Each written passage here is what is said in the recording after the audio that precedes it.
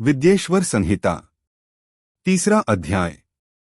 श्रवण, कीर्तन और मनन साधनों की श्रेष्ठता। व्यास जी कहते हैं, सूत जी के वचनों को सुनकर सभी महर्षि बोले, भगवान आप वेदतुल्य अद्भुत एवं पुण्यमयी शिव पुराण की कथा सुनाइए। सूत जी ने कहा, हे महर्षिगण, आप कल्याणमय भगवान शिव का स्मरण करके वेद के सार से प्रकट शिव पुराण की अमृत कथा सुनिए। शिव पुराण में भक्ति, ज्ञान और वैराग्य का गान किया गया है। जब सृष्टि आरंभ हुई तो 6 कुलों के महर्षि आपस में वाद विवाद करने लगे कि अमुक वस्तु उत्कृष्ट है, अमुक नहीं।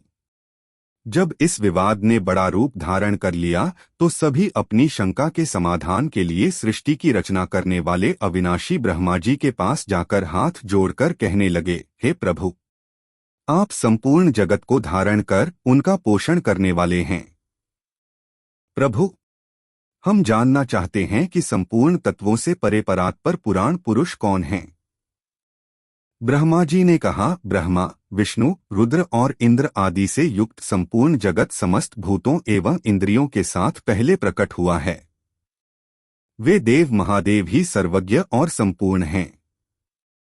भक्ति से ही इनका साक्षात्कार होता है। दूसरे किसी उपाय से इनका दर्शन नहीं होता।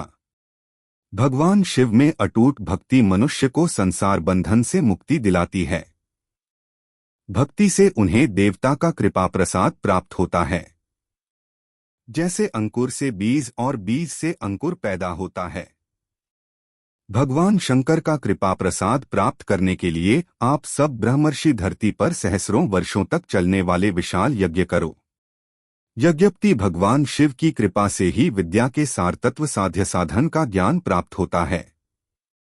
शिवपद की प्राप्ति साध्य और उनकी सेवा ही साधन है, तथा जो मनुष्य बिना किसी फल की कामना किए उनकी भक्ति में डूबे रहते हैं, वही साधक हैं। कर्म के अनुष्ठान से प्राप्त फल को भगवान शिव के श्री चरणों में समर्पित करना ही परमेश्वर की प्राप्ति का उपाय है, तथा यही मोक्ष प्राप्ति का एकमात्र साधन है। साक्षात महेश्वर ने ही भक्ति के साधनों का प्रतिपादन किया है। कान से भगवान के नाम, गुण और लीलाओं का श्रवण, वाणी द्वारा उनका कीर्तन तथा मन में उनका मनन शिवपद की प्राप्ति के महान साधन हैं, तथा इन साधनों से ही संपूर्ण मनोरथों की सिद्ध होती है। जिस वस्तु को हम प्रत्यक्ष अपनी आंखों के सामने देख सकते हैं, उसकी तरफ आकर्षण स्वाभाविक है, परंतु जिस वस्तु को प्रत्यक्ष रूप से देखा नहीं जा सकता, उसे केवल सुनकर और समझकर ही उसकी प्राप्ति के लिए प्रयत्न किया जाता है। आत्म श्रवण पहला साधन है। श्रवण द्वारा ही गुरु मुख से तत्व को सुनकर श्रेष्ठ बुद्धि वाला विद्वान अन्य साधन कीर्तन और मनन की शक्ति व सिद्धि प्राप्त करने का यत्न करता है। मनन के बाद इस साधन की साधना करते रहने से धीरे धीरे भगवान शिव का संयोग प्राप्त होता है और लौकिक आनंद की प्राप्ति होती है।